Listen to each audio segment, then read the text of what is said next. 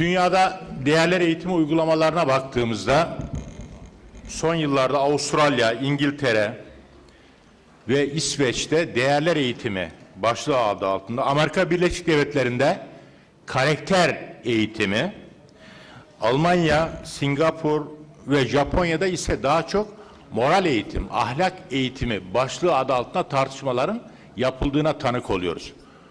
Gerek karakter eğitimi, gerek değerler eğitimi, gerekse moral, ahlaki eğitim başlığı adı altında yapılan bu tartışmaların ortak yanları var elbette. Başlangıçta açış konuşmalarında ifade edildiği gibi Türkiye'de 2000'li yıllardan itibaren değerler eğitimi konusu gündeme yoğun olarak gelir. Biz Sayın Milli Eğitim Bakanı Nimet Çubukçu Hanımefendi göreve geldiğinde ilk görüşmemizde kendisine şunu söylemiştim. Eğitimle ilgili sorunları tartışırken temel sorun değerler krizidir. Eğitimle ilgili temel sorun geleneksel, modern ve postmodern değerler arasında yaşanan çatışma sorunudur demiştim. Bunun akabinde İstanbul'da uluslararası bir konferans düzenlendi. Değerler Eğitimi Uluslararası Konferansı. Daha sonra Recep Bey başta bu konuyla ilgili düzenlenen sempozyumları sayarken geçen yıl 2010 yılında Eskişehir Osman Gazi Üniversitesi'nde düzenlemiş olduğumuz Değerler Eğitimi Sempozyumunu unuttu. Ben o zaman Eğitim Fakültesi Dekanı iken Osman Gazi Üniversitesi'nde Düzenleme Kurulu Başkanı olarak bu konuda bir sempozyum düzenledik. Çok da büyük bir katılım olmuştu. Çeşitli bilim alanlarından oldukça yoğun tartışmalar yaşamıştık. Efendim ben önce bu oturumda yer alan konuşmacılarımızı şöyle kısaca tanıtmak istiyorum size. Sayın Profesör Doktor Darcia Narvaez. Welcome.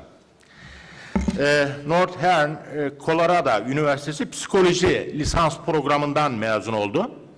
1984 yılında Luther Northwestern Okulu İlahiyat programından master derecesini, 1993 yılında ise Minnesota Üniversitesi Eğitim Psikolojisi alanında doktora derecesini aldı.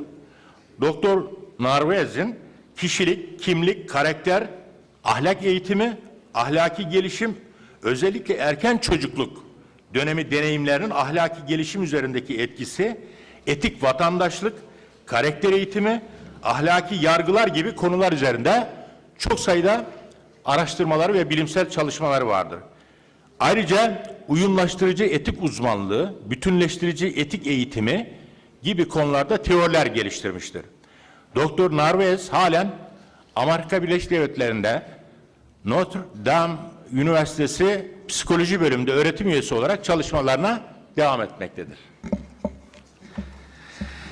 Profesör Doktor Terence Lovat 1973 yılında Melbourne İlahiyat Fakültesi Teoloji lisans programından mezun olmuş ve aynı alanda 1979'da master derecesini almıştır. Ayrıca Adelaide Sanat ve Eğitim Fakültesi Din Eğitimi Programı yüksek lisans diplomasına sahiptir. 1988 yılında ise Sydney Üniversitesi'nde doktora derecesini almıştır. Doktor Lovat eğitim, din, antropoloji ve felsefe alanları ile ilgilenmekte olup özellikle din, ahlak, değerler ve bunların öğretim programlarında uygulanışı ile ilgili çalışmalar yapmaktadır. Doktor Lovat'ın dini ve ruhi eğitim, değer eğitimi, İslam'da kadın, İslam ve etik, değerler eğitimi ve nitelikli eğitim gibi konular üzerinde çok sayıda bilimsel yayını bulunmaktadır. Doktor Lovat halen birçok etik komisyonda görev yapmakta ve çalışmalarına Avustralya'da Newcastle Üniversitesi'nde devam etmektedir. Profesör Doktor Hans Georg Zibers 1976-1983 yılları arasında Münster Üniversitesi Teoloji, Eğitim ve Sosyal Bilimler Araştırmalar lisans programına devam etmiştir. Aynı üniversitede 1982 yılında Teoloji ve Sosyal Bilimler programında master derecelerini, 1990 yılında Nijmegen Üniversitesi Teoloji programından ve 1993'te Tübingen Üniversitesi Sosyal Bilimler programından doktora derecelerini almıştır. Profesör Doktor Zibert Hristiyanlık, din ve toplumsal cinsiyet, din, kimlik, sosyalleşme ve eğitim, din ve kültür, kültürler arası ve dinler arası diyalog gibi konular üzerinde çalışmalar yapmaktadır.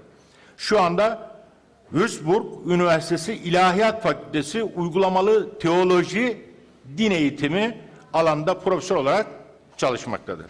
Evet, ben bu oturumda önce ilk sözü Amerika Birleşik Devletleri'nden Sayın Profesör Doktor Darcy Narvaez'e vereceğim. Amerika Birleşik Devletleri daha çok karakter eğitimi adı altında çalışmaların gündeme geldiği bir ülke. Avustralya ise daha çok değerler eğitimi, Almanya, Avrupa, kıta Avrupası ise daha çok ahlaki eğitim, moral eğitim başlıkları adı altında tartışmaların gündeme geldiği bölgeler arasında yer alıyor. Ben önce sözü Sayın Narvaez'e veriyorum. Evet, Amerika'da karakter eğitimi uygulamaları sunusunun başlığı. Buyurun efendim.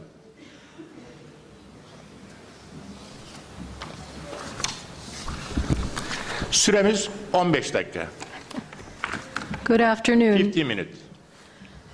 Thank you very much for the invitation to be here. I'm honored to be with you, with the good-hearted people of Turkey. It's my first time here, and I'm very blessed. In the United States, there are 50 states who each have their own approach to education. And across those 50 states, there are over 15,000 different school governments. And so there is no consistent pattern to moral character education. There are 3 traditions that intermingle in the United States. One is moral development, that was headed by Lawrence Kohlberg, which focuses on reasoning development, learning to think and reason well about moral situations. The second is character education, which is grounded in virtue theory, Aristotle, and other virtue ethicists, which focuses on habits and shaping feelings and behavior. The third tradition, which is more recent, is positive youth development, which focuses on skills, social skills primarily, but also communal skills, and also ways to avoid psychopathology, things that go wrong for human beings. If you look at the different approaches, they look different in the classroom. So in the moral development tradition, students build understanding, their reasoning, their thinking. Whereas in the character education approach, students learn by rote, by memorization, by habits that they don't necessarily think about. And in positive youth development, students learn from immersion in activities, how to get along with others when working together. In the moral development tradition, what develops then is cognitive structures. In character education, what develops is dispositions and habits, whereas in positive youth development, the focus is on skills. The role of the teacher is different also in these traditions. In moral development, instruction is guided by the teacher, but is affecting student cognitive structural development. In character education, the teacher is very directive and tells students how to think, how to behave, and how to feel in many cases. In positive youth development, the focus is on experience in the world, working on projects that help others and that help the school.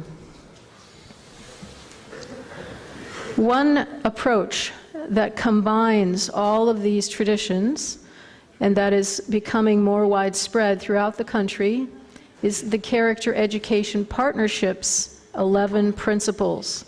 They have put these principles together as a framework for schools to develop their own approach to moral character education. Each school then is asked to follow these principles, but develop their own way of fostering moral character development. And the materials are free to download from their website. They're meant for primary and secondary education. These are the 11 principles. I will go through each very quickly.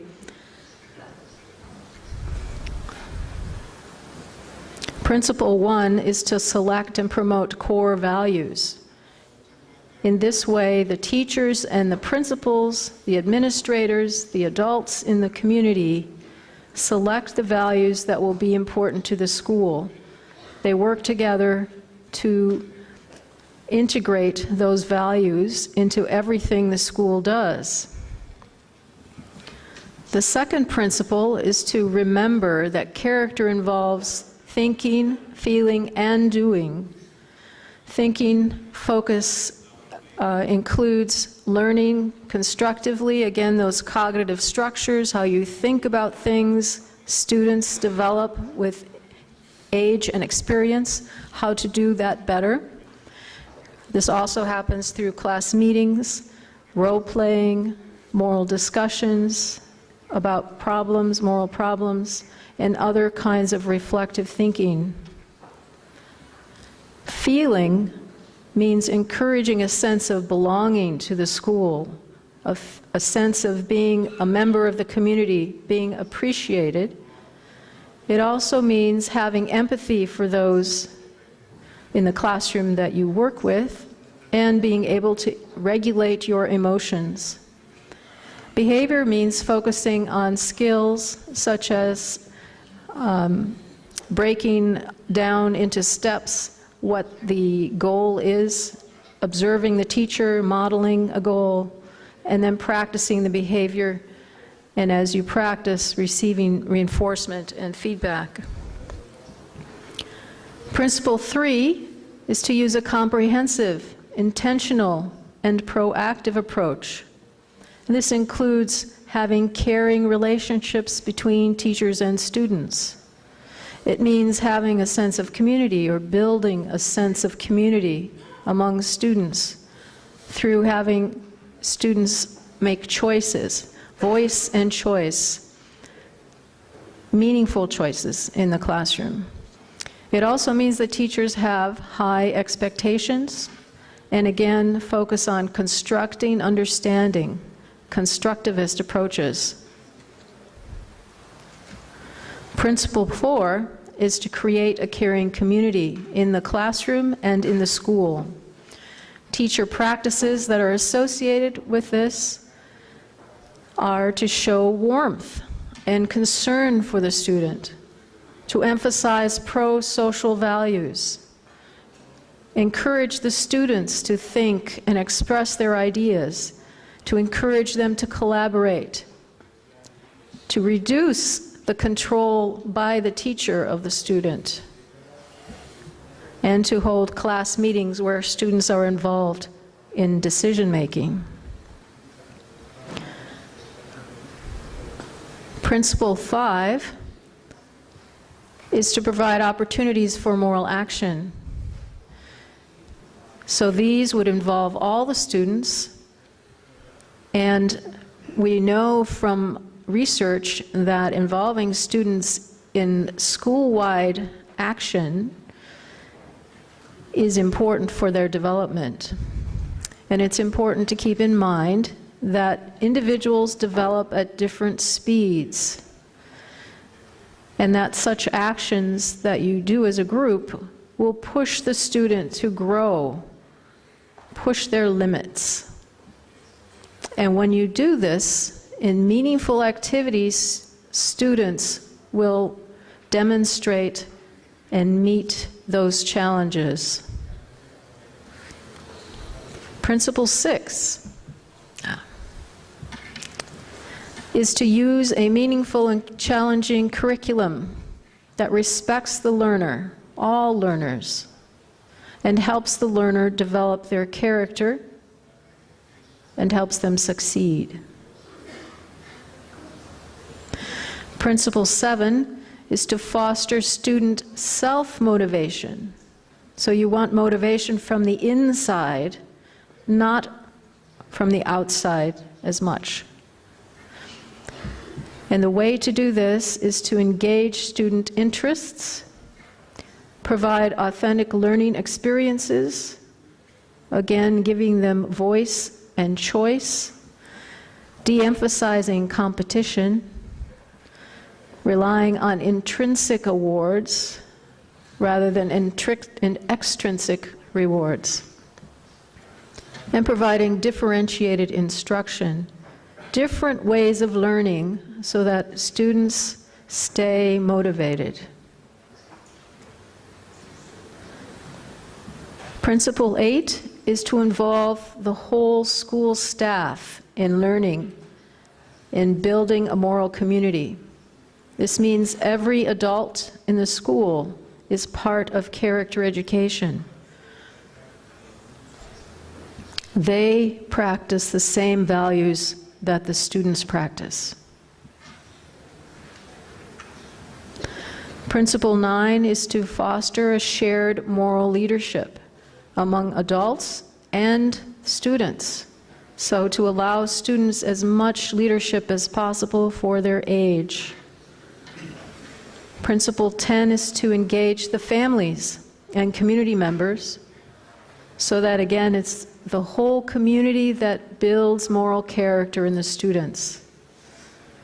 The final principle is to evaluate, make sure to evaluate how well the school is growing, how well the staff is behaving, building moral character, and whether the students too are growing in moral character. Is it working?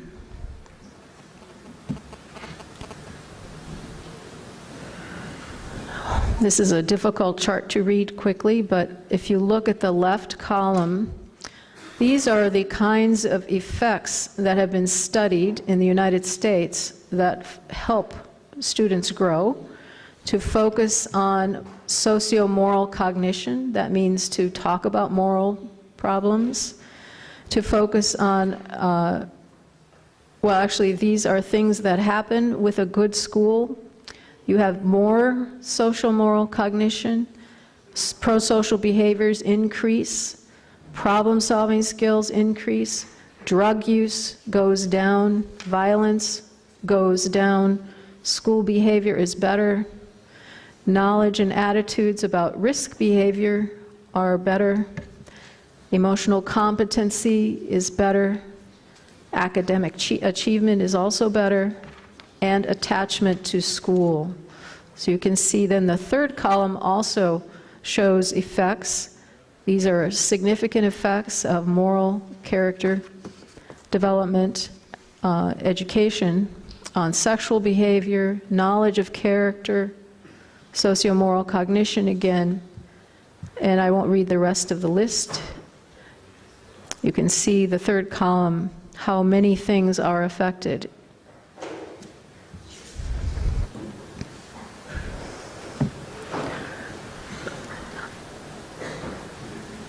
This book, I think, is being translated into Turkish, and we have a new version, but it gives a very broad perspective on what kinds of moral character education are occurring in the United States.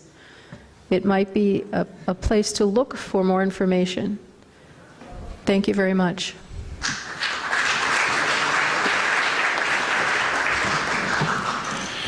Evet, bize Sayın Narvez'e bu açıklamalarından dolayı teşekkür ediyoruz. Narvez bize Amerika Birleşik Devletleri'nde karakter eğitimi başlığı adı altında yapılan çalışmaları özetledi. Özellikle bu konudaki çalışmaları karakter eğitimi, pozitif gençlik geliştirme ve Kohlberg, ahlak kuramcısı Kohlberg çizgisinde yapılan çalışmalar olmak üzere 3 başlıkta topladı. Genel olarak temel değerlerin okullarda geliştirilmesi konusunda bazı çalışmaların yapıldığını, buna bağlı olarak tartışma ve problem çözme uygulamaları olduğunu, sevgiye dayalı bir toplum geliştirmeye yönelik çalışmaların olduğunu, ahlaki faaliyetlere rehber oluşturma yönünde girişimlerin olduğunu, anlamlı ve meydan okuyucu bir müfredat oluşturulmaya çalışıldığını, öğrencilerin kendi kendilerini motive etmeleri, ödüllendirilmeleri ve başkalarını da gözetmeleri konusunda farkındalık kazanmalarına dönük çalışmalardan söz etti. Ve topyekun olarak okul oluşturan bütün yetişkinler de dahil olmak üzere okul toplumunun ahlaki bir topluluk olma konusunda sorumluluk üstlenmesi gerektiğini ve bu konuda ahlaki ilkelerin herkes tarafından benimsenmesi gerektiğini ifade ettiler. Kendilerine teşekkür ediyoruz. Efendim ben şimdi ikinci konuşmayı Sayın Avustralya'dan katılan misafirimiz Profesör Doktor Terence Lovatt'a vereceğim. Avustralya daha çok değerler eğitimi başlığı adı altında tartışmaların yapıldığı ülkelerin başında geliyor. Avustralya'da bu konuda bir ulusal çerçeve de oluşturulmuştur. Değerlerle ilgili bir ulusal düzeyde bir müfredatın merkezinde yer alan bir çerçeve program da oluşturulmuştur. Sanıyorum bunlardan söz edecek kendisi. Ben şimdi sözü kendilerine veriyorum. Buyurun efendim. Thank you very much, and I'm also delighted to have been invited to this very important gathering. Just a little introduction to the Australian Values Education Program. By way, first of all, of the history behind this area. It's a history of division. Australian education was founded on sectarian divisions in the 19th century between public, as we call it, or government school systems, and religious and private systems on the other hand. Most private systems are religious, but not all. In terms of values education was to be found in religious schools, often as a very explicit part of their charter. It would go by a variety of names, sometimes values education, sometimes moral education, sometimes a variant of that. And quite often in the religious school would be found twinned or linked with religious education. In the private school, one would be more likely to find something like citizenship education, perhaps, not so much values education, and unlikely to be associated with a religious agenda. But in the public system, the government system, which would be about 3/4 of the entire system of Australia, until about 15 or so years ago, there would be absolutely no values education. Indeed, one could say it would be strictly forbidden. The value of public secular education was that we didn't teach values. I taught in a public school once, and somebody said that I was teaching something that sounded as though it was getting a little bit into values. And I was taken to the staff room by the head teacher and slapped on the wrist and told that my job was to teach the facts and not the values. There was a strict disjunction, a strict separation between the facts that were meant to be taught in a public school and any sense that there were values behind them. 15 to 20 years or so ago, there was a new understanding beginning to develop for a number of reasons. Australia was becoming a more complex society. It was becoming a society of mass immigration. And so it was becoming much more multicultural, multi-faith. Many more different values were coming into the country.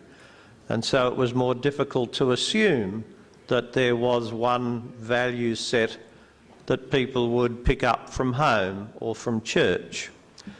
And so people started to say, the school then must start to play a bigger role in forming the sorts of values that will hold this new multicultural Australia together.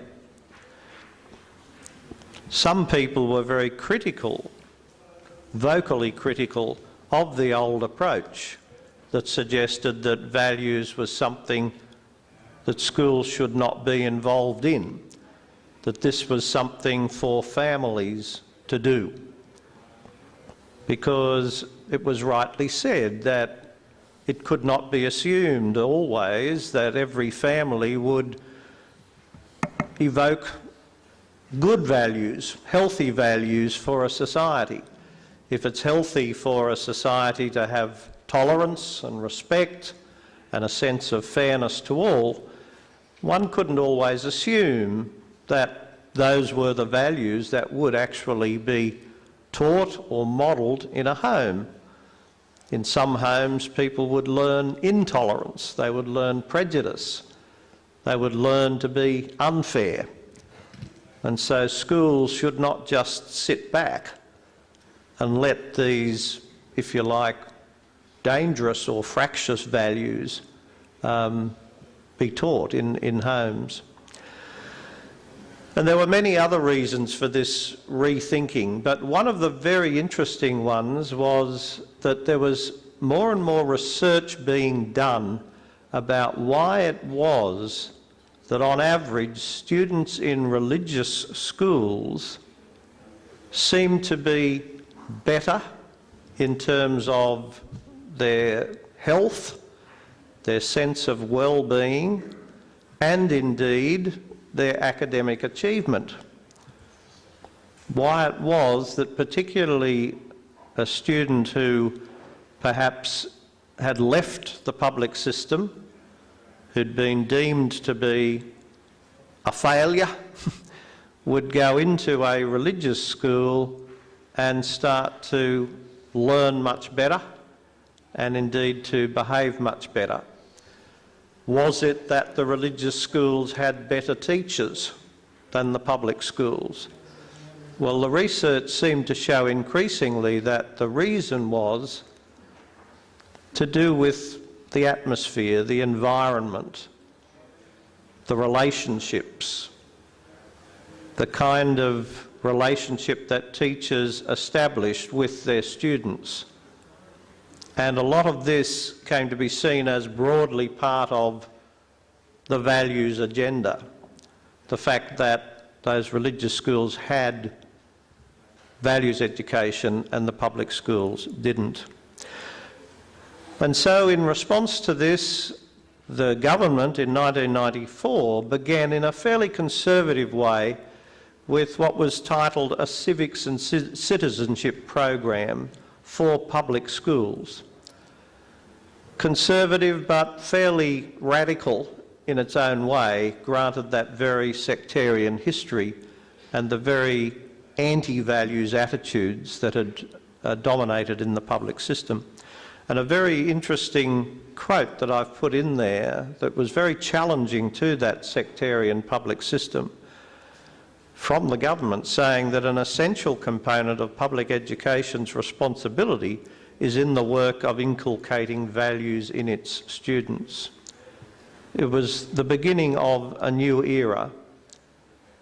It was fought against by many, but gradually this idea took over.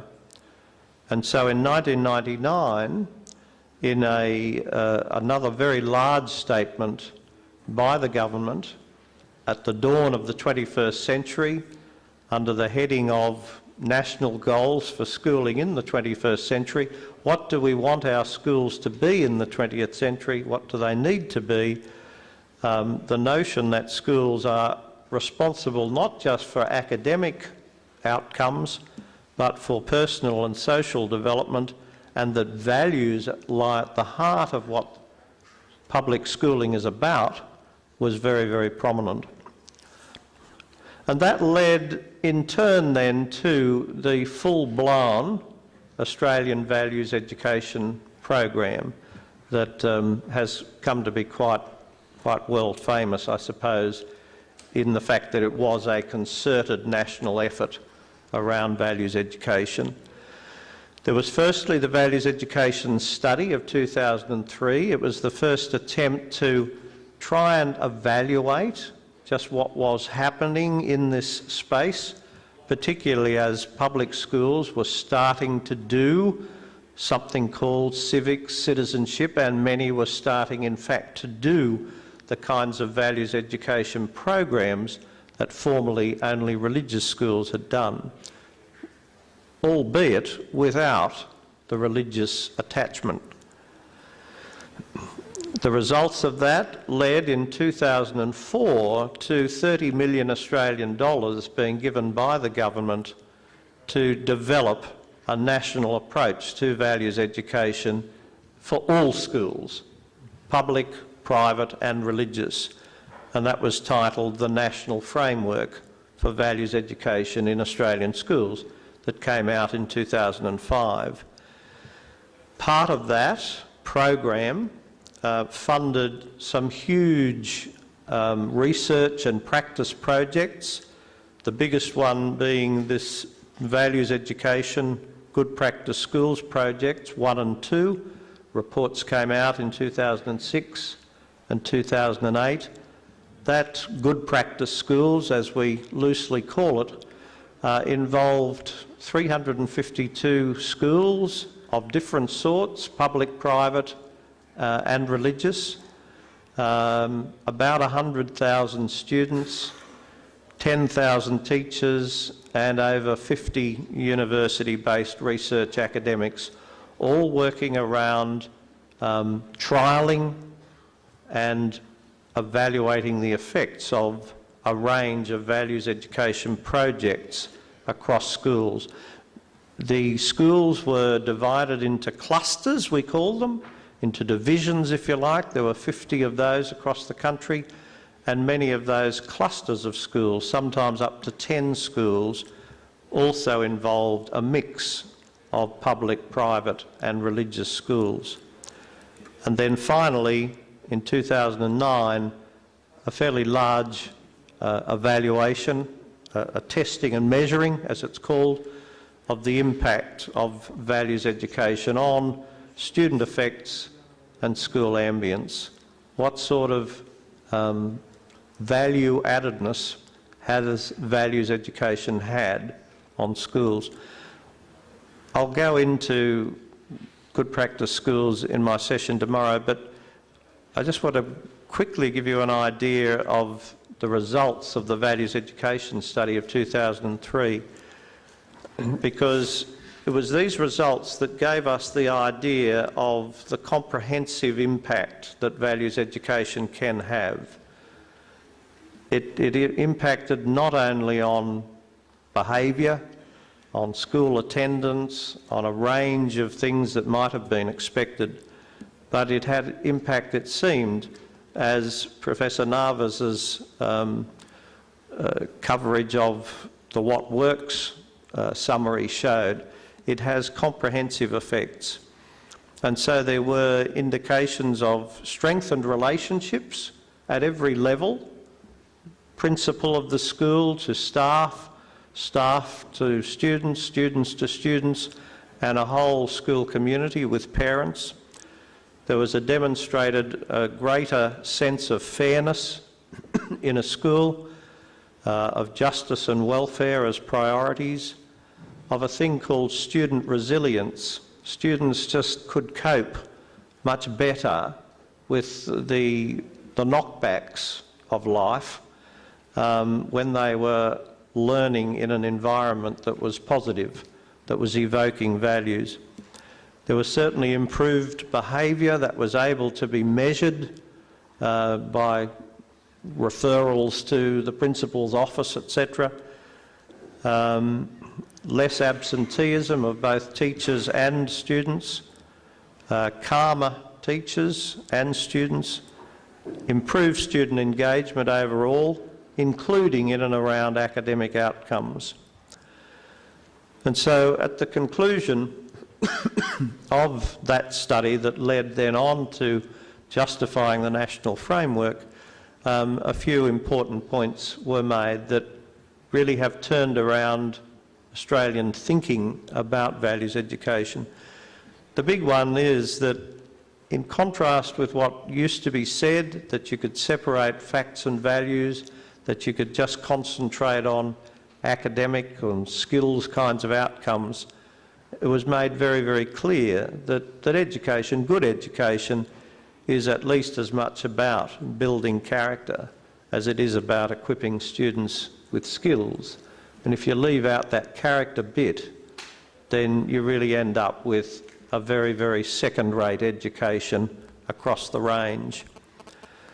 That values education clearly can strengthen things like student self-esteem, which so much psychology shows is the key, even more than raw talent. It's student self-esteem that determines achievement or the lack of it. It can strengthen students' optimism, their commitment to personal fulfilment, including through learning, their ethical judgments and their social responsibilities. And finally, it became very, very clear in the enthusiasm of the community towards the values education study that the community, if it ever did once think that schools should not enter into values education, had changed.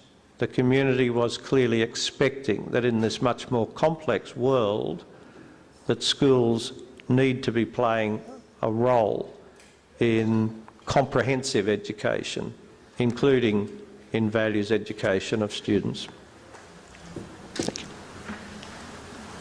Çok teşekkür ediyorum.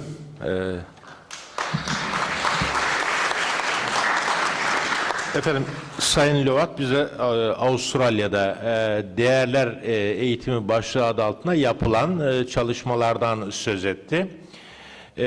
Burada tabii ki üzerinde özetle durmak gerekirse Avustralya toplumunun çok kültürlü bir toplum olduğunu, giderek göçlerle, dışarıdan gelen insanlarla okullarda da çok kültürlü bir yapının oluştuğunu, dolayısıyla ortak değerler çevresinde bir ortak yaşama kültürünün oluşturulmasına dönük olarak hükümet tarafından bir takım çalışmalar yapıldığını ve toplumda da bu konuda bir farkındalık geliştiğini ifade ettiler.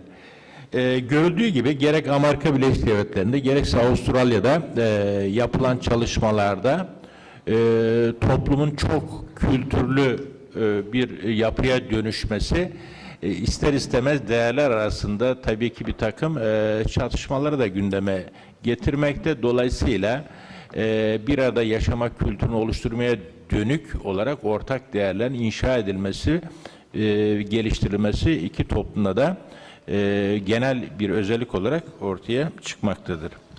Evet, şimdi ben son sözü Almanya'dan katılan Sayın Profesör Doktor Hans Georg Ziebert'e vereceğim, Würzburg Üniversitesi'nden. Alman okullarında değer eğitimini bize özetleyecek. Buyurun efendim. Ladies and gentlemen, dear members of the board, the organization of this conference, and Professor Zisman, thank you very much for the invitation. I'm happy that I can participate at this conference, and this is for me also a part of intercultural learning and learning in the perspective of value education, so I'm happy to be among you. So the invitation for today was to talk in 10 minutes about value education, how it is organized in Germany. Well, in Germany, public education is in the responsibility. I have a bit a puristic concept today. I have only one PowerPoint sheet, but tomorrow I will offend you with much more, but today only one. So I have to talk about value education, how it is organized in the German school system, but education is in the responsibility of the 16 federal states. I mean, that is less than 50 states in the US, but as we know from the past, 16 voices are more than one, and it is here and there difficult to find an agreement. So the federal states have a lot in common, but there are also differences. Now I try to summarize a bit a general perspective we can find in Germany. I do that under the 4 headings you see here. First of all, umbrella values. The German Constitution talks in Article 1 about human dignity as a key value and the basic of human rights. School education, on the one hand, is based on the spirit on human rights and a democratic culture. On the other hand, schools shall educate people to be aware of these rights and to support and promote them in their role as citizens and growing in the responsibility as citizens of our country. The curriculum of school has to meet the values which are inherent to the constitutional basic unrestricted, in general and specifically in each subject.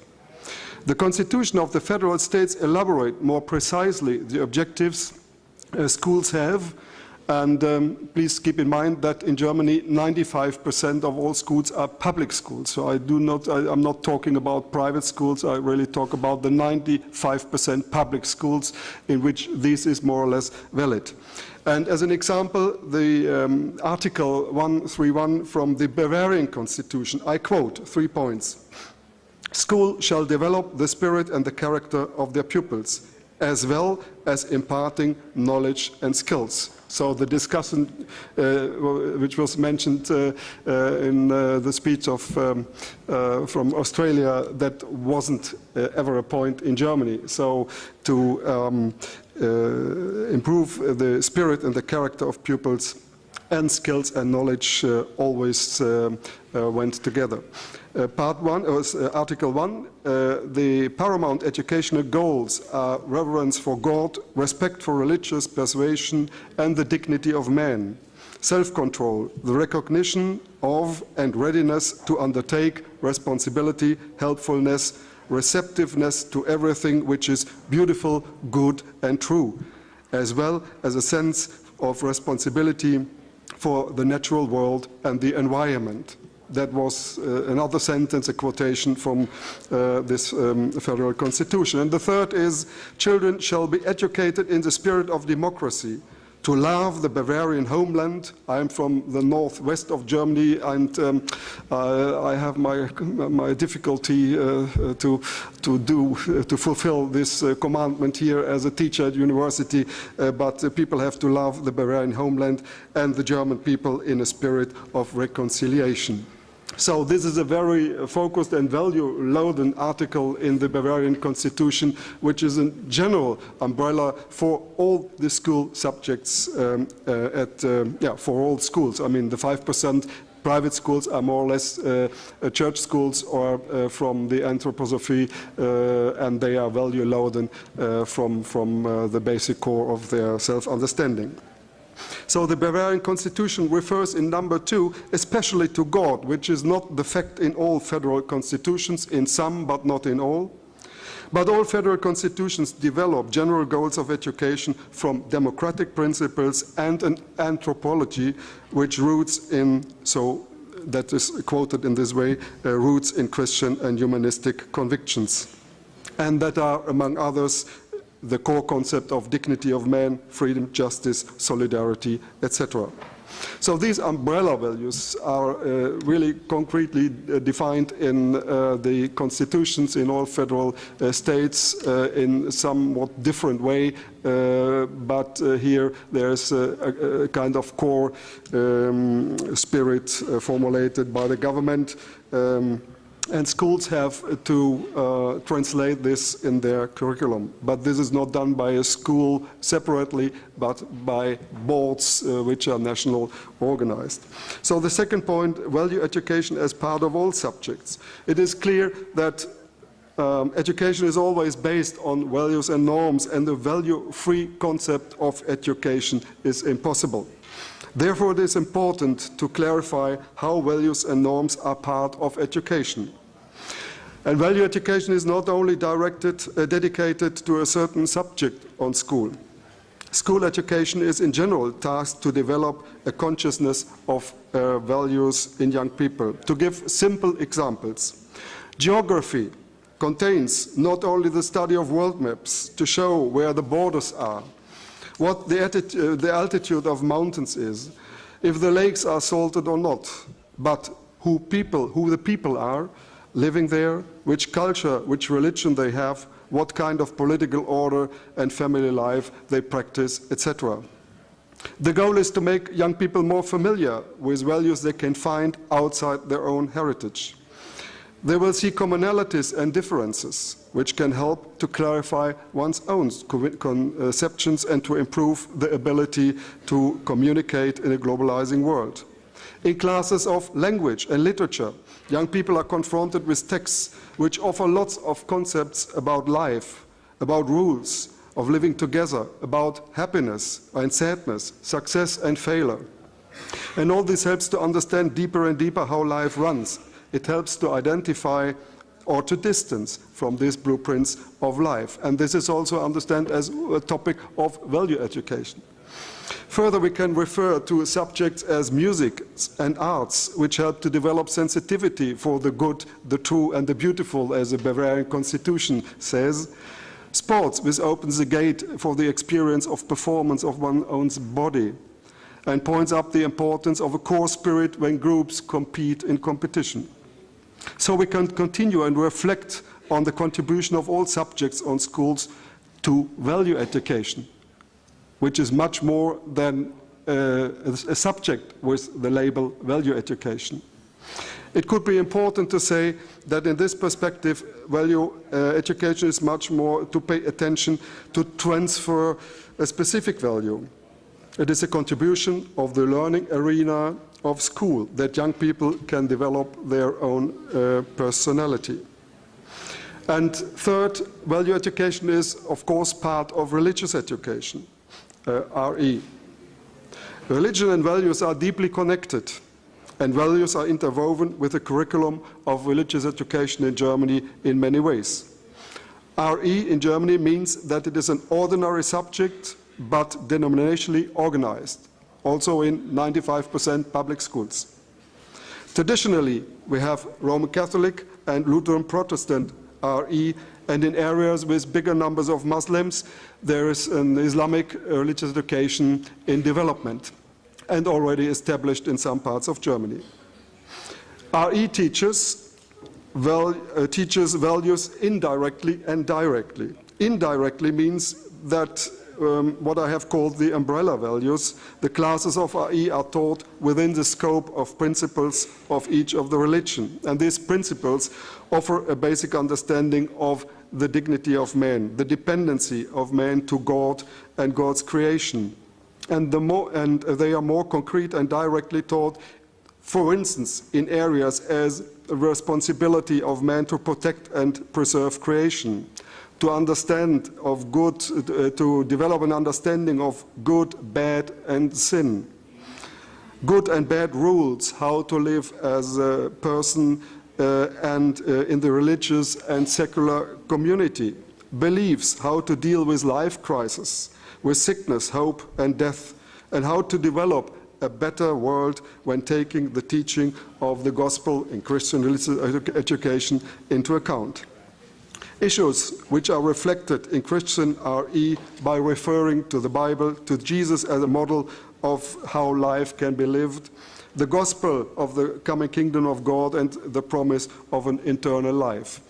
I mean, with these subjects, a certain value perspective is directly connected because, I mean, religion is also teaching a certain way of life, and that is, as I said at the beginning, is not a value-free reflection.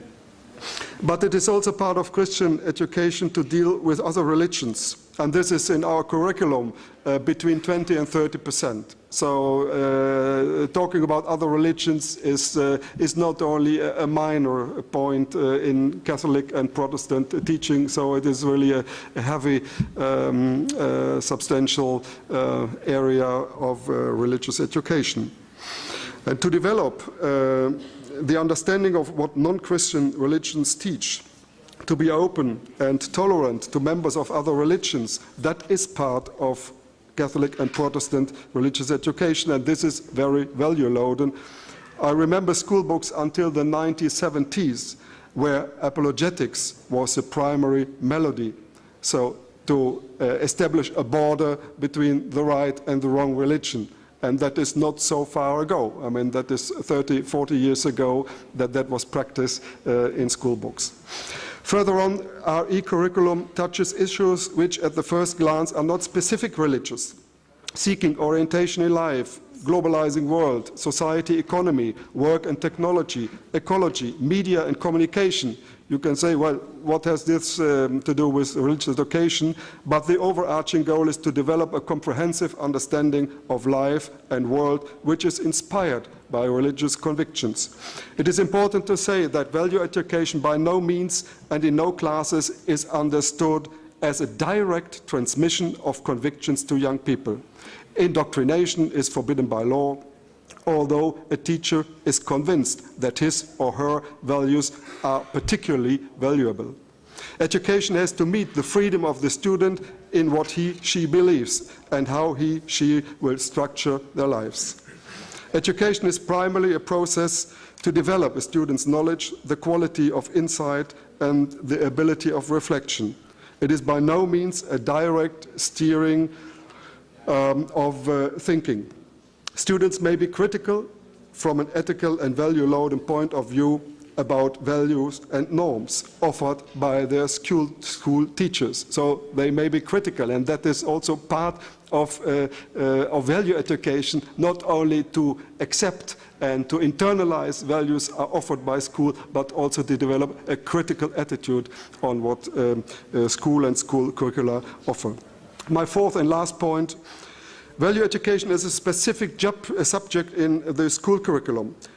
And finally, there is a subject in Germany which is called ethics, value education, or practical philosophy, dependent from the federal state. This subject was introduced decennia ago as an alternative to the obligatory religious education.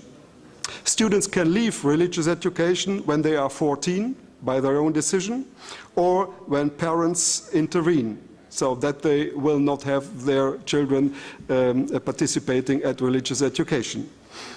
So the school had the problem that this number of children were walking around the school building, making noise, etc., etc. So there was a practical argument for this practical philosophy of ethics to collect these young students who were not participating at religious education. But over the years, this former substitute subject mutated to an ordinary subject in our days. Ethics or value education will develop the moral orientation of the student. And moral does not mean direct character or virtue education. So character education is popular in many areas of society, but in the concrete school curriculum, this is understood as too directive. Therefore, the key procedure which is trained in ethics or practical philosophy is reflection. Classes offer modes of perception, of thinking, of judging, and students can relate their ideas of their own life experience and society to that what is offered in theoretical concepts. And the basic model of ethics in most of the federal states is oriented to the theory of Lawrence Kohlberg, so the ability of reasoning. To sum up, value education is deeply rooted in the German society and educational system. It is present directly as subject and issues and indirectly as overarching goals in the school system. Historically, we can say that education in general and value education specifically is primarily related first to principles of the European Enlightenment, to quote among others, freedom, equality and justice, so the French program of the Enlightenment. And second, to humanism, which core values are happiness and well-being of the individual and society, respect for the personality, the progressive higher development of the dignity and freedom of the individual etc. And third, by the values of the Christian tradition, which has biased the country, so Germany, since the 8th century. But none of these sources is dominant in my perspective, and there is no hierarchy among them. There is here and there competition, who has the last word. Overall, they have to express what unifies many countries in the world, and that is the value of human rights based in the very core value of the dignity of people. And when I'm saying that, I'm aware that I'm reflecting or that I'm repeating and summarizing documents of state government and school bureaucracy. If I would have some more time, I could move to the efficiency of this kind of value education, because, as you know, thinking and acting, believing and doing is not always the same, and so we have to distinguish between what school should do and what the practical efficiency of this in practice is. Thank you very much. Peki, çok teşekkür ediyorum Sayın Zibert. Doktor Zibert bize Almanya'da yapılan çalışmaları 4 başlık altında topladı. Bunlardan birincisi şemsiye kavramlar olarak değerler eğitimi başlığı adı altında yapılan çalışmalar, ki bunlar daha çok iyi bir vatandaş yetiştirmeye dönük çalışmalar, iyi bir vatandaşın sahip olması gereken değerleri kazandırmaya dönük çalışmalar. İkinci başlık altında topladığı çalışmalar, bütün derslerin bir parçası olarak değerler eğitiminin ele alınması, yani her bir dersin değerler eğitiminde bir araç olarak kullanılması. Diğer bir yaklaşım ise belirli bir alanın konusu olarak, ki daha çok da din derslerinin bir konusu olarak değerler eğitiminin ele alınması ve son olarak da okul müfredatında ayrı bir konu olarak, ayrı bir ders olarak değerler eğitiminin verilmesine dönük çalışmalar olmak üzere 4 başlık altında özetlediler. Tabii ki farklı eyaletlerde farklı yaklaşımlar uygulanabilmekte. 16 farklı eyaletten söz etti. Dolayısıyla bunların değerler eğitimine dönük çalışmalarının da birbirinden farklı olabileceğini ifade ettiler. Kendilerine çok çok teşekkür ediyorum. Şu an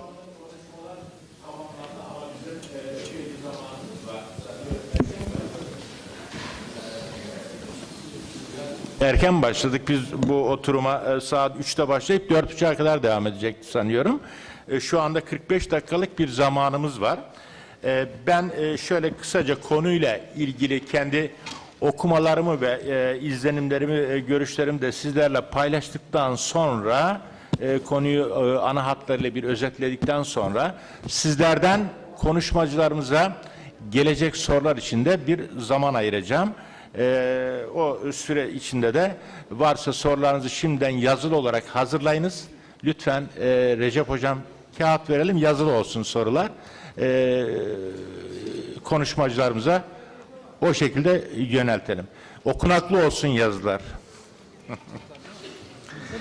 Efendim, görüldüğü gibi bütün dünyada gelişmiş ülkeler başta olmak üzere değerler eğitimi, ahlak eğitimi, moral eğitim, karakter eğitimi gibi başlıklar adı altında yapılan tartışmalar eğitimle ilgili merkezi konular arasında yer alıyor. Geleneksel toplumlarda değerler eğitimi konusu herhalde bu kadar tartışma konusu olmamıştı. Çünkü geleneksel toplumlar kapalı toplumlardır. Değerler sistemi daha istikrarlı, görece daha uyumludur. Oysa günümüz modern toplumları açık toplumlardır, çok kültürlü toplumlardır. Dolayısıyla çok kültürlü toplumlarda da değerler konusunda da bir çeşitlilik, bir farklılaşma gündeme gelmekte. Dolayısıyla ortak bir yaşama kültürünün oluşturulabilmesi için bir toplumu oluşturan insanların asgari bazı müştereklerde birleşmesi ve toplumda uyumun, istikrarın, sürekliliğin sağlanması gerekmekte. Dolayısıyla eğitimle ilgili, değerler eğitimiyle ilgili yapılan çalışmalarda da daha çok bu amacın gözetildiğini, iyi bir toplum, uyumlu bir toplum, mutlu bir birey yetiştirme amacına dönük olduğunu görüyoruz. Tabii ki ülkelerin eğitim sistemlerinin dayandığı felsefeler de birbirinden farklı olabiliyor. Örneğin Alman eğitim sistemi daha çok idealist felsefeden besleniyor. İngiliz eğitim sistemi daha çok deneyci felsefeden besleniyor. Amerikan eğitim sistemi ise daha çok pragmatik felsefeden besleniyor olabilir. Tabii bilimde olduğu gibi eğitimde de değerlerin yeri, okul eğitiminde değerlerin yeri de farklı felsefelere göre tartışılabiliyor. Farklı felsefeler farklı değerleri ön plana çıkarabiliyor bu konuda. Ancak son zamanlarda tabii ki bütün toplumlarda, modern toplumlarda yaşanan bir takım insani ve sosyal problemler bizim değerler konusu üzerinde, değerler eğitimi konusu üzerinde yeniden düşünmemizi, yeniden tartışmamızı gerekli kılmaktadır. Son yıllarda bu konuda en çok yapılan tartışmalarda sürdürülebilirlik, sustainability kavramını da sıklıkla duyuyoruz. Bugünlerde Türkiye'de de ulusal düzeyde bir toplantı var. Bu konuyla ilgili çevre ve sürdürülebilirlikle ilgili bir toplantı var. Ben bu konuyla ilgili yapılan tartışmalara baktığımızda şunu görüyorum. Yani değerler eğitimiyle ilgili yapılan tartışmalara paralel olarak sürdürülebilirlikle ilgili tartışmaların da birlikte geliştiğini görüyorum. Özellikle 90'lı ve 2000'li yıllardan itibaren bu kavramdan çok daha söz ediliyor. Sürdürülebilir kalkınma, sürdürülebilir ekonomi, sürdürülebilir toplum, sürdürülebilir çevre, sürdürülebilir bir dünya şeklinde bu kavramın çokça kullanıldığını görüyoruz. Kısaca burada sürdürülebilirlik şunu ifade ediyor bu tartışmalarda. Dünya hakkında yeniden düşünmek, içinde yaşadığımız dünyayı yeniden sorgulamak. Dünya sömürülecek bir nesne mi, yoksa uyum içinde birlikte yaşamamız gereken bir yer mi? Bunu yeniden düşünmeliyiz. Bireysel ve sosyal pratiklerle ilgili yeni eylem formları öngörüyor sürdürülebilirlik kavramı. Yani birey ve toplum olarak bir takım sosyal uygulamalarımızı gözden geçirmeliyiz ve buna göre yeni eylem formları üzerinde, davranış formları üzerinde düşünmeliyiz. Bireylerin kişilik yönünden ahlaki, etik ilkelerle güçlendirilmesini ifade ediyor sürdürülebilirlik. Yani bu konuda daha duyarlı dünya ve insanlar arası ilişkiler konusunda daha duyarlı bireyler yetiştirilmesi. İşbirliği, hoşgörü, eşitlik gibi değerlere dayalı toplumlar oluşturmayı ifade ediyor sürdürülebilirlik. Burada sıkça vurgulandığı gibi bir arada yaşama kültürünün temelini oluşturan bir takım değerlerin bütün toplumlarda bireylere kazandırılmasını öngörüyor. Açık, şeffaf, adil, katılımcı sosyal sistemler ve kurumlar oluşturmayı öngörüyor. Ekolojik çevreyi korumayı ve onunla uyum içinde yaşamayı öngörüyor. Bunlar devam ediyor. Dolayısıyla sürdürülebilirlikle ilgili tartışmaların özünde esas itibariyle insani ve toplumsal değerler konusunda yeniden düşünmemiz gerektiği oluşturuluyor. Ayrıca 2002'de Birleşmiş Milletler tarafından 2005-2014 yıllarını kapsayan dönem sürdürülebilir kalkınma için eğitim dönemi olarak nitelendirilmiştir. Dolayısıyla bu dönemde bütün toplumlarda bir farkındalık oluşturulması, bir farkındalık geliştirilmesi, sürdürülebilir gelişme, ekonomik, politik, çevresel, kültürel, insani bir takım konuları kapsamakta olup bunlarla ilgili yeni değerler geliştirmeyi, yeni değerleri hayata geçirmeyi öngörmektedir. Tabii ki eğitim öteden beri, Aristo'dan beri her şeyden önce erdemli insan yetiştirme süreci olarak görüle gelmiştir.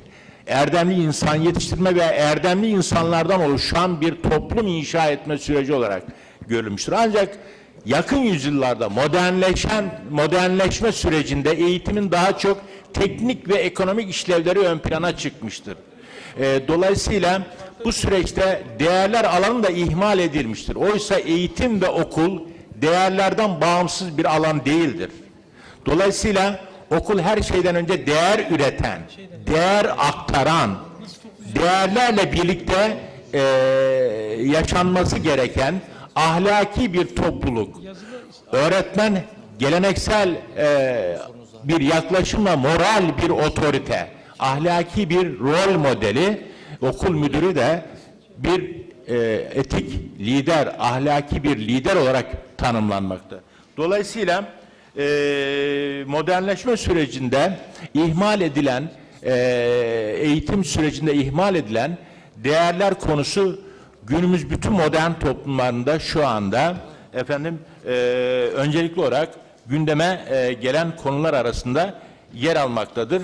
Dolayısıyla bu geleneğe yeniden dönüş, geleneğin yeniden yorumlanması şeklinde de ifade edilebilir.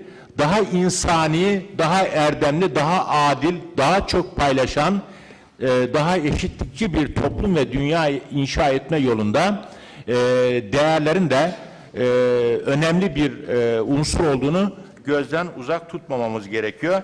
Ben sözlerimi burada özetliyorum ve sizden gelecek soruları bekliyorum. Şu ana kadar hiç soru gelmedi. Geliyor mu? Peki.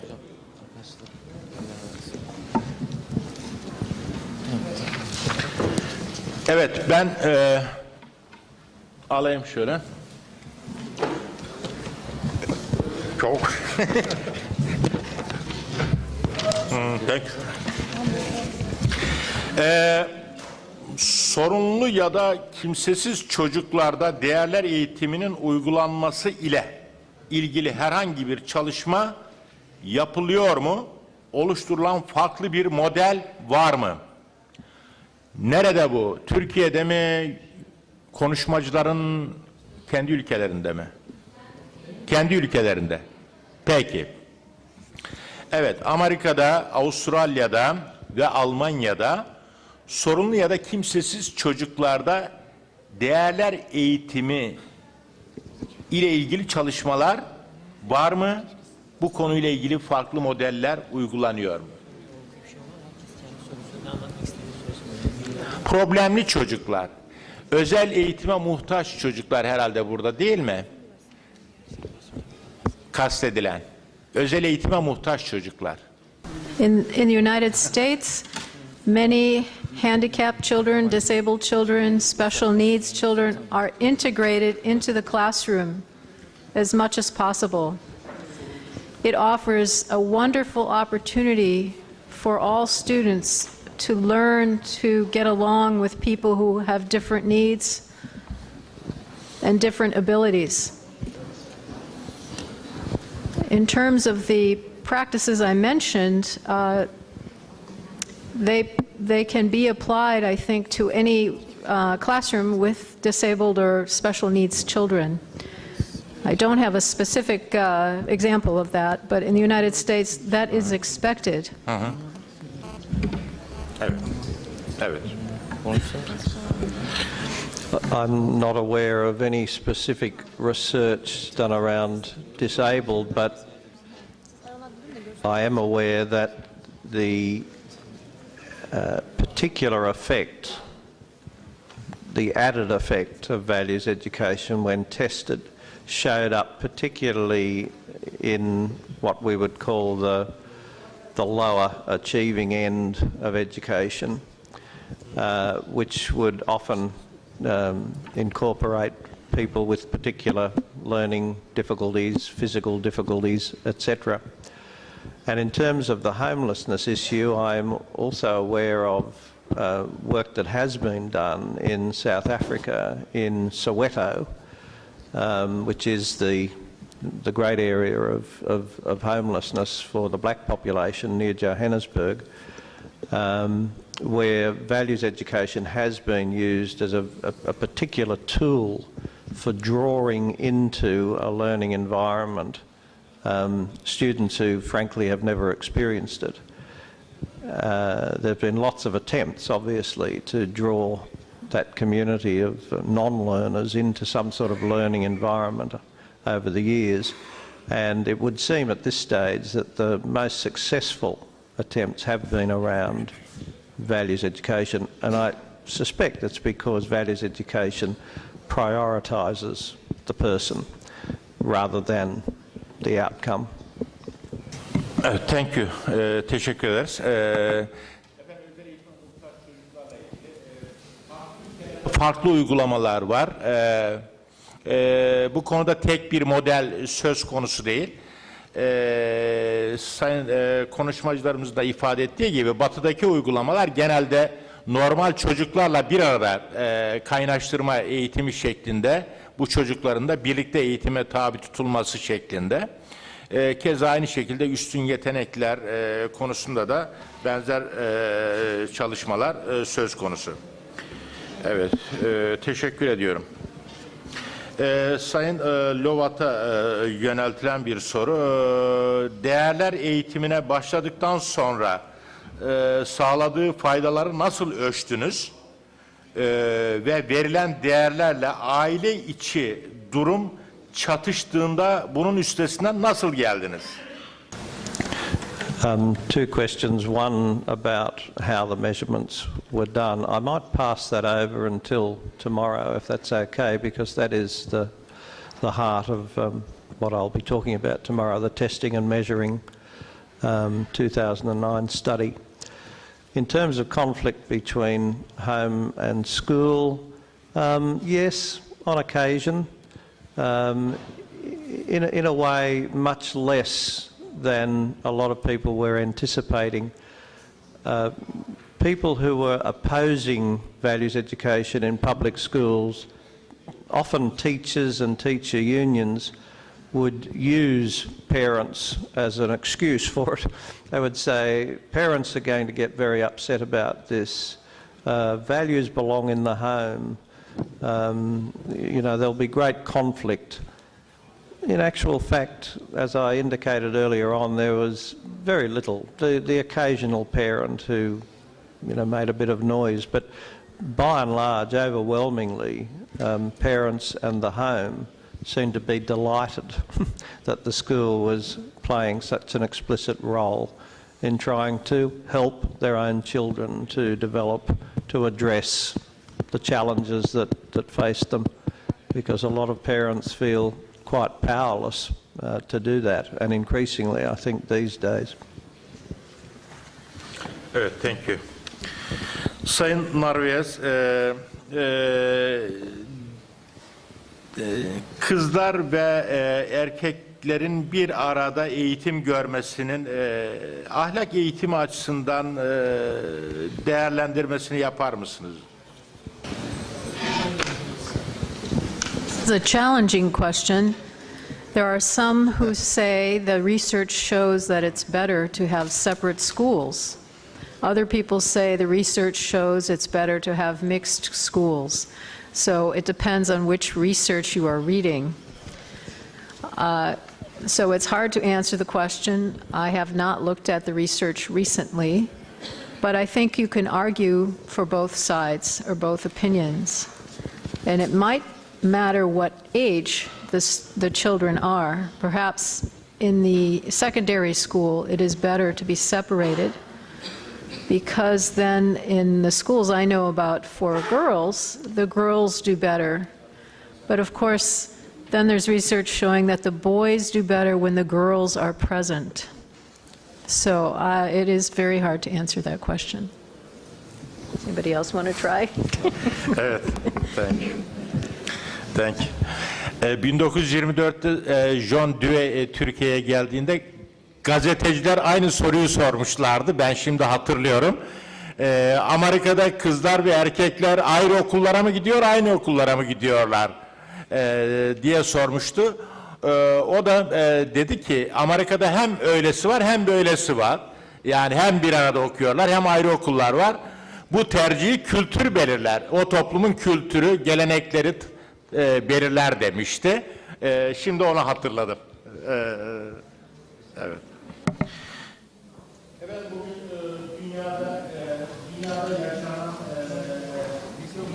yaşanan bir takım savaşlar, insan ölümleri, acaba bir değerler kayması, değerler kaybı, değersizlikle açıklanabilir mi diyor Nevzat Adıyaman. Evet.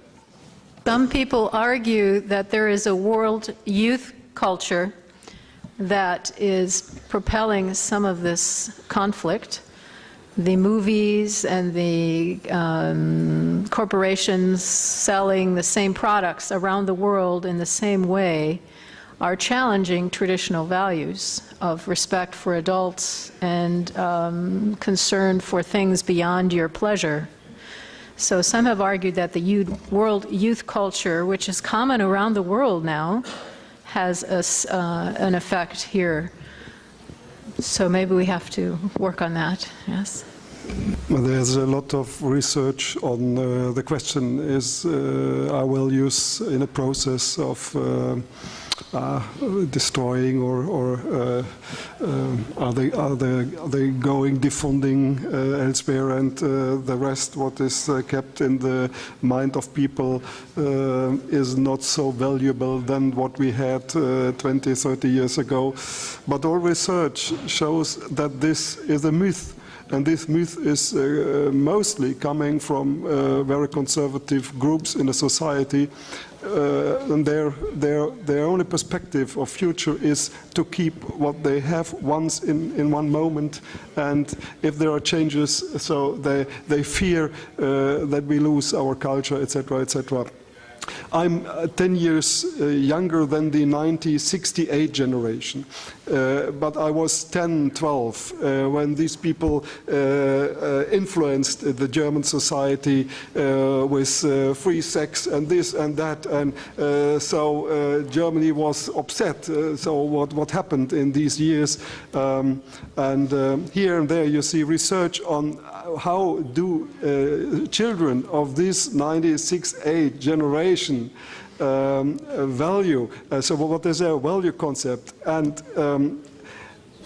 a good job, a secure job to earn money, family, relation, autonomy, so self-responsibility. And when I remember the time when I was young, so we had lots of ideas in our mind, but many of us wouldn't vote for these values at the top.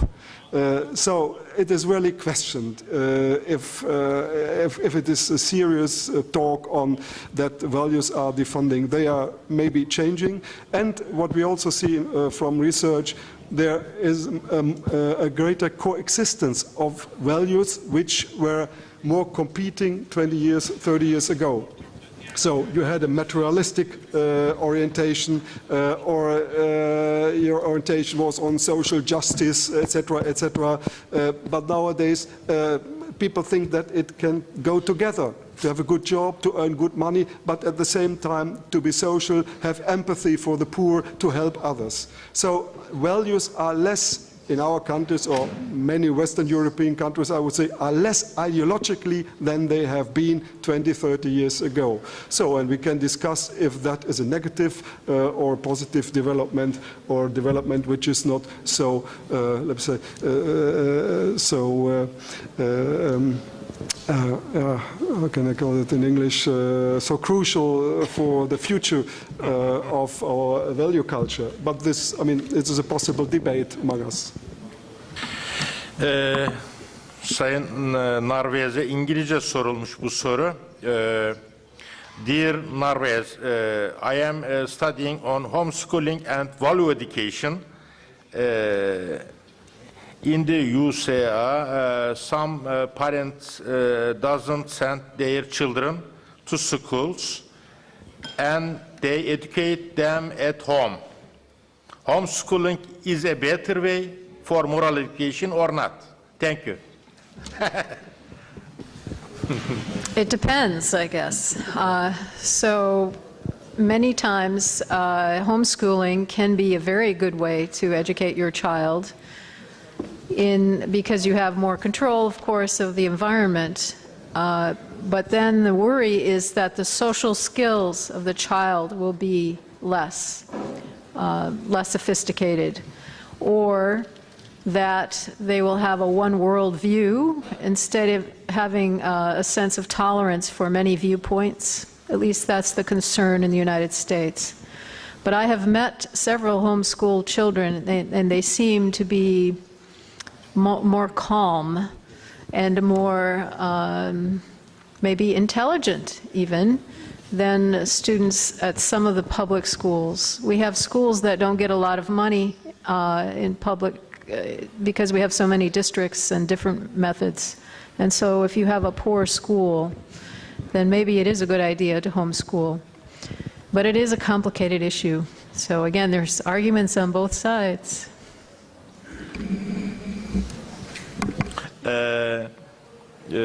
What is the most important moral values for USA?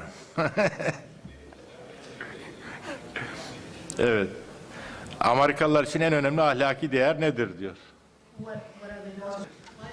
Why do I get the hard questions? I cannot say. I suppose freedom, you hear freedom a lot, liberty, yes, and respect for differences. Probably those are the top two that are most discussed. But there are many, many, many others.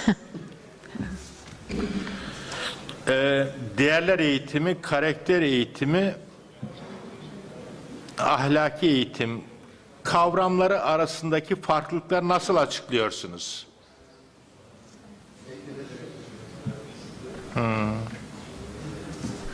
I like to talk about moral character education because it is specific to the moral character of a person. Values education is not a term that we use in the United States very much. I think it's more used in other parts of the world. But it has a similar aim. It perhaps is broader in a way because it can involve more of a community focus than the moral character of a child. And moral education, usually that term alone refers to Kohlberg's approach, Lawrence Kohlberg's approach of using moral dilemmas to discuss them in school. So that has a narrow view. That's why I combined them into moral character education, trying to get everything in to one term. Evet. Zamanımız var mı hocam? Var mı? Öyle mi? Peki. Peki. Peki.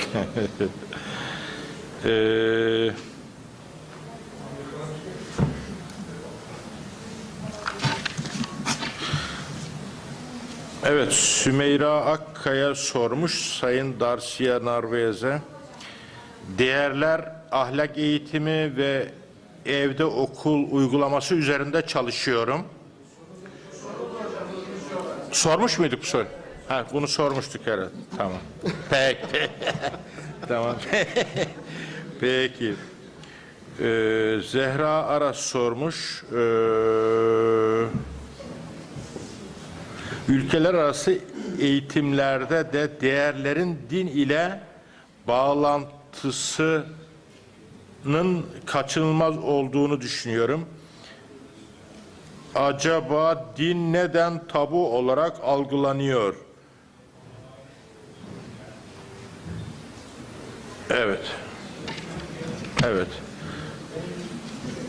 Kime sormuş belli değil. Cevap vermek isteyen var mı? Peki.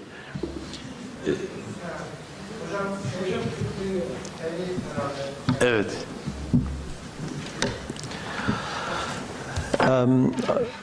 I think in a country like Australia, which is, a relatively newly formed country and probably was formed in the high age of 19th century secularism, religion was in a way pushed to the margins. Formal religion, the role of churches, the power of churches and religious establishments, etc. And as I think I indicated before, in the way then that public schooling developed, it ended up producing a very narrow form of education that was supposed to be just about the intellect, the academic.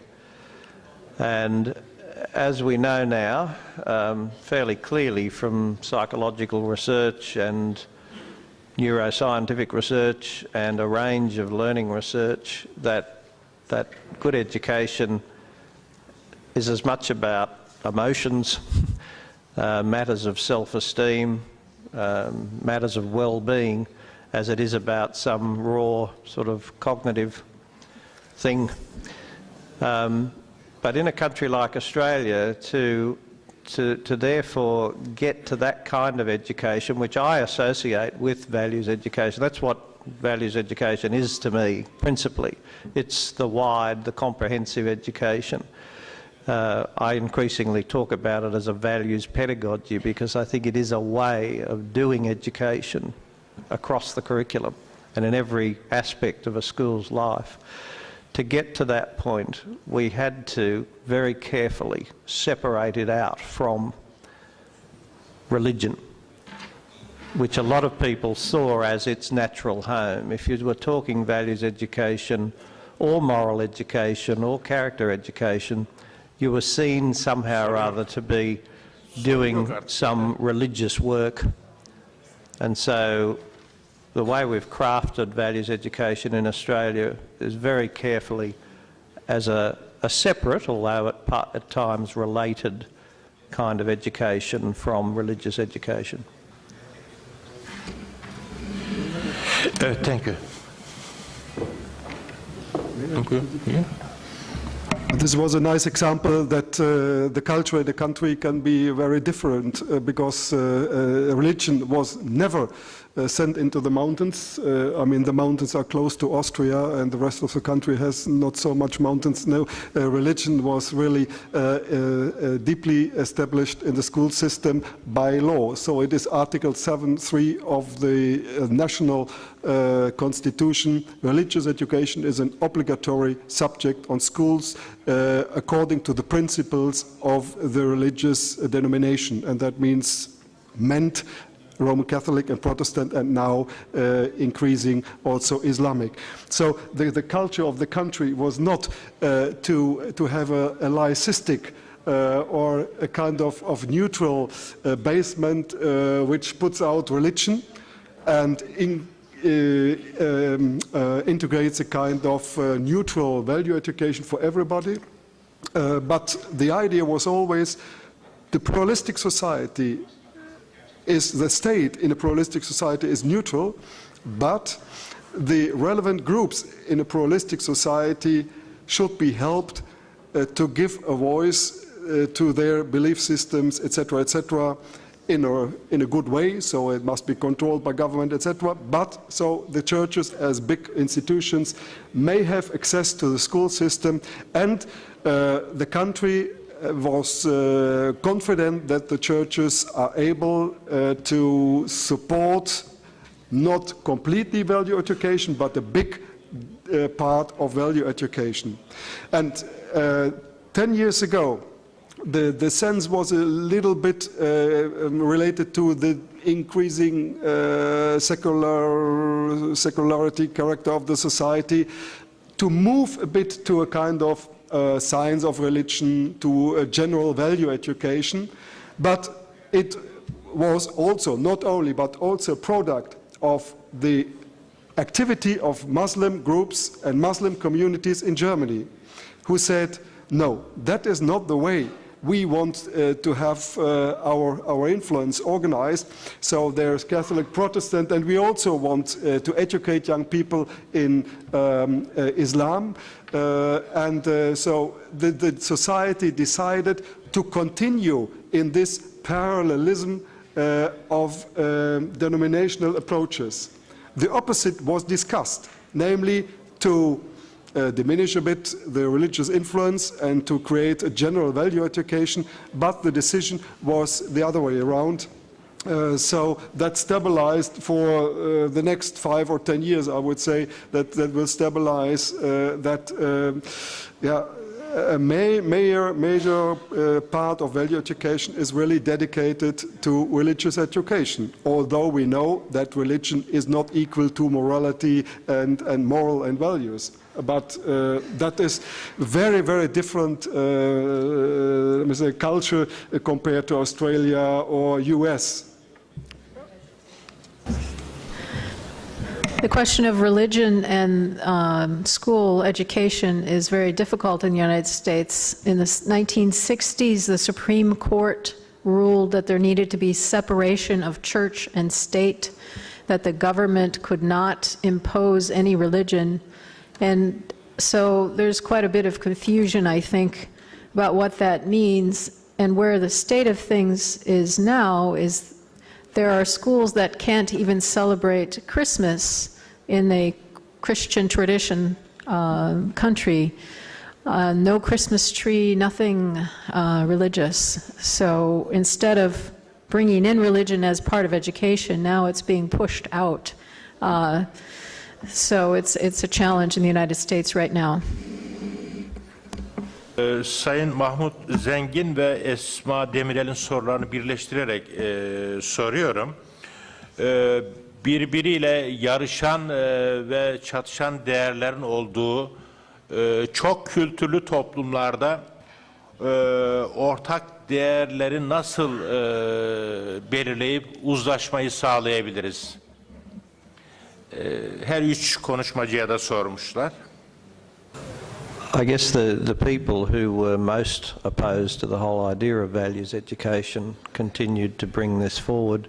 How could you possibly, in a multicultural society, come up with one set of agreed values anyway? And therefore, why bother trying was their conclusion. Let's go back to those good old days when schools just got on with teaching the facts and didn't bother with values. That was a challenge, obviously. As I indicated before, Australia is far from a homogeneous society these days. It has one of the largest multicultural populations in the world. And it's a free country where anyone who comes is free to pursue their own set of values. And particularly in the public schools, that's increasingly the sort of population that one will find, and especially in the large urban areas, Sydney and Melbourne particularly. So how to address that issue? There were two choices. One was to do as some countries have done with values education and basically prescribe a list from head office that everyone has to abide by, or to do as we did, and I have to say it was a bit of wisdom, I think, on the part of our Minister for Education at the time, that he was adamant that even though some of his bureaucrats wanted to prescribe, that this needed to be a matter of community consultation. And so it took quite some time before an agreed list of 9 values were set up. And they were, in the end, I think, the sorts of values, although any value can be interpreted, can be understood in a different way, but they were the sorts of values that, at least 99% of Australians would abide by. They were values around fairness, around respect, around taking responsibility, around multicultural tolerance, etc., trust, and concepts like that. But certainly I have seen instances of values education programs ruined from the beginning by not going through some kind of process that guarantees that at least everybody has their say, that nobody's going to be totally offended by the set of values that are put forward.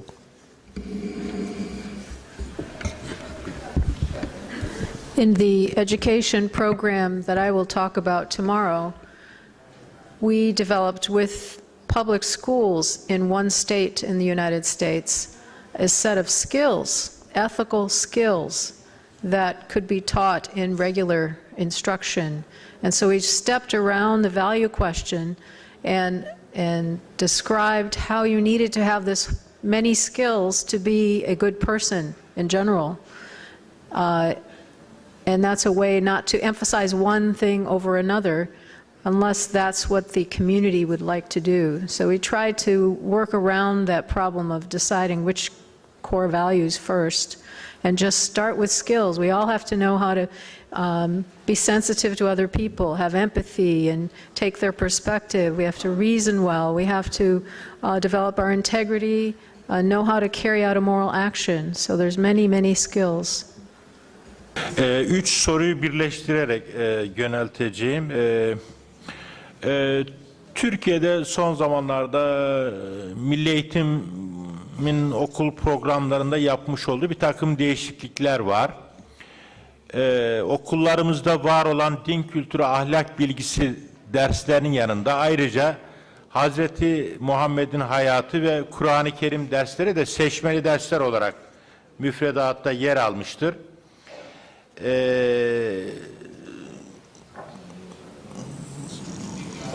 Acaba değerler eğitiminin herhangi bir ders ya da birkaç ders kapsamında mı verilmesi gerekir, yoksa bütün müfredatın içinde mi verilmesi gerekir? Bunlardan hangisi daha etkilidir sizce?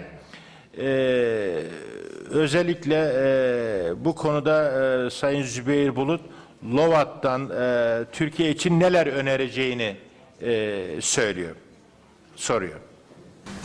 I probably partly answered this in the last response. There's different ways of understanding what we mean by values education, fairly obviously.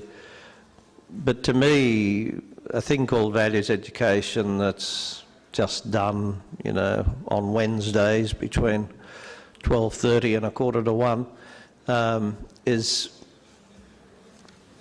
I won't say useless, but very, very second best. To me, values education is a total pedagogy. It is a way of a teacher being a teacher. It's a way of a teacher teaching. It's a teacher who is conscious that they themselves are values-filled and values-oriented, and that they're dealing with a range of people in the classroom for whom values is absolutely central.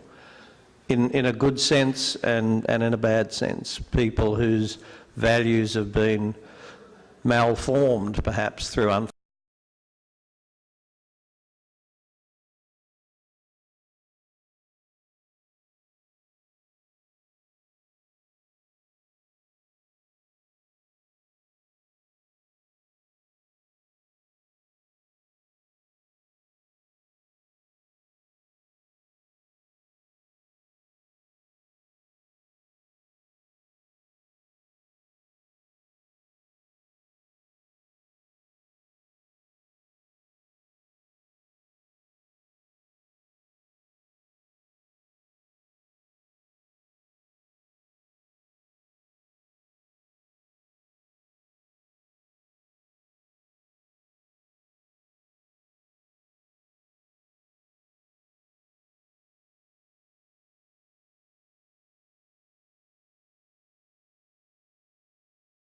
of the office.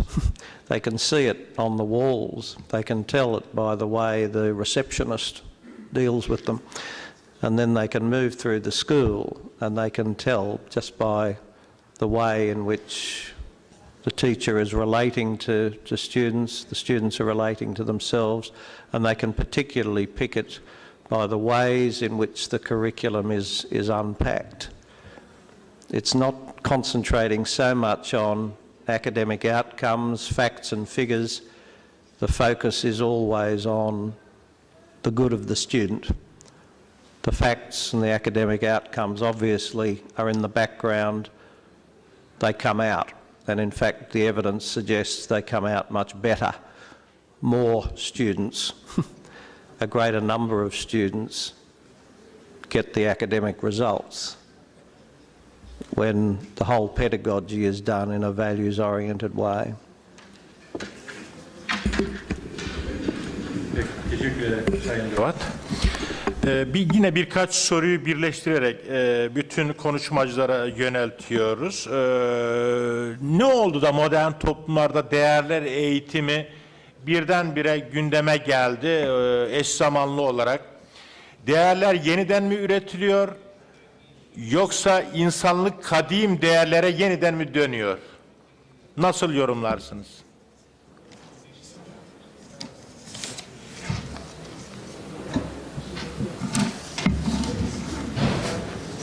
I will start.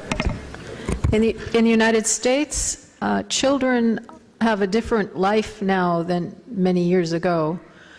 Both parents are working outside the home, and many parents work very long hours with more than one job often. The family, the extended family of grandparents, aunts and uncles is very far away. And so the child does not have the support they used to have. The neighborhoods are also very, many places, not supportive of children. The neighbors do not look out for the children in the neighborhood. And then children are immersed in a, I think, not a good culture on television or in the media. And so the examples they see are not of positive role models, but many negative role models. And children, even babies, are put in daycare centers when they're very young, and so they don't get the attention that builds a good self-regulation and sense of being. And then they go to school and they don't have good social skills because they have been isolated too much, not cared for very well. So I think our schools are filled with kids, children, who need much more attention from the teachers than they did in the past. And sometimes the one teacher is the one that will help that child survive and thrive, the one adult in their life. That's what we know from the research. So that's what we tell teachers. You could be the one for that one student who will save them from a life of despair or risk.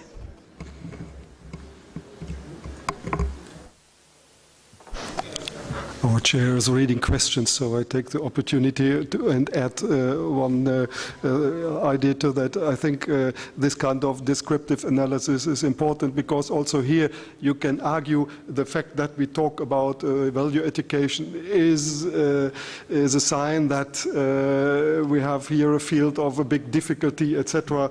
But a reflected, rational reflection, I mean, shows that the diversity is bigger, maybe the experience diversity is bigger than many of the older people experienced that 40, 50 years ago. Our societies are more multicultural and less homogeneous, most of the societies. So there is a need to come to an understanding. So as Habermas said, as self-evidence is lost, then need for communication grows. And so it is the fact that we have a heterogeneous society in most of the European countries, and I don't know, I will not make a comment because I didn't know that how much that degree in Turkey would be, but So then we have the need to communicate about the different perspectives we have. And that is not a negative sign. I mean, that is a challenge, that is a necessity. The more we are heterogeneous, the more we need that kind of communication. And I wouldn't interpret that this as a bad sign that culture is declining, etc., etc. Son soruyu yöneltiyorum, bitiriyorum, kapatacağım. Medya ile ilgili bir soru vardı ama Sayın Darcy'ye o soruya cevap verdiler. Medyanın değerler eğitimi üzerindeki etkisi, değerler eğitimi konusunda medyanın bir araç olarak etkili bir biçimde nasıl kullanılabileceği, Amerika'da acaba bu konuda medya olumlu bir araç olarak kullanılabiliyor mu diye yöneltiyor. The media can be used for good or for evil, I think. So it can be a method to improve ethics and morality.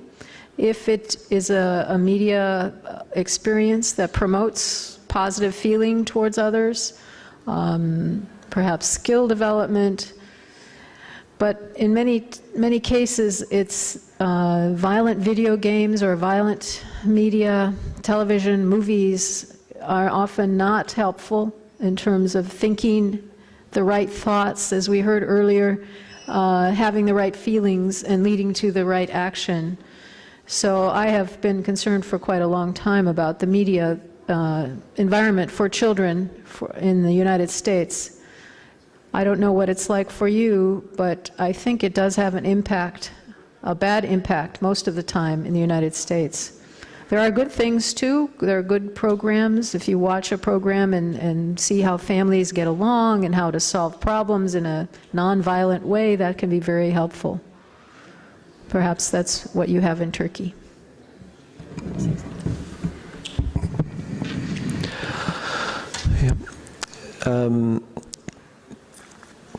I think it's one of the greatest challenges on educators these days to compete with the media, the power of the media as a communication form. It's so much better than the best teacher is likely to be, unless the best teacher engages in something like values pedagogy that is, you know, emphasises the relationship, the modelling, targets the self-esteem of the students. Those are the things that media often doesn't do, for the most part doesn't do. In terms of the earlier question, I just want to sneak it in. Why are we talking about values education these days? One of the best examples for me was a few years ago when I was invited to a particular country to speak about values education. I won't name it, but it's a country with huge challenges. And I was asking people there why it is that they were looking to values education, and the answer that came back was basically they felt they had to form a new generation, they had to repair their society. Where do they look? They felt their government was corrupt, their police were corrupt, their army was corrupt, their media was corrupt, everyone was corrupt. The only place they felt they could look to was the schools. What agency do we have other than schools to form a new generation? But the minute you start thinking about schools in that way, you can't limit the work they do to merely the academic. One has to start thinking of schools doing the big job, and that has to be around all of the developments: intellectual development, emotional development, social development, moral development, spiritual development, aesthetic development, etc. And I guess to me, values pedagogy is in a sense shorthand for all of that. Son soru bitti. Peki. Efendim ben katılımcılara ve bizi sabırla dinleyen siz konuklara çok teşekkür ediyorum. Burada farklı ülkelerden deneyimlerini paylaşan konuşmacılara özellikle teşekkür ediyorum. Her ne kadar farklı uygulamaları, farklı deneyimleri paylaştık ise de bazı ortak noktalarda uzlaştığımızı, daha insani bir dünya ve toplum inşa etme konusunda bütün toplumlarda ciddi bir arayış olduğunu ifade edebilirim. Tekrar herkese çok teşekkür ediyorum.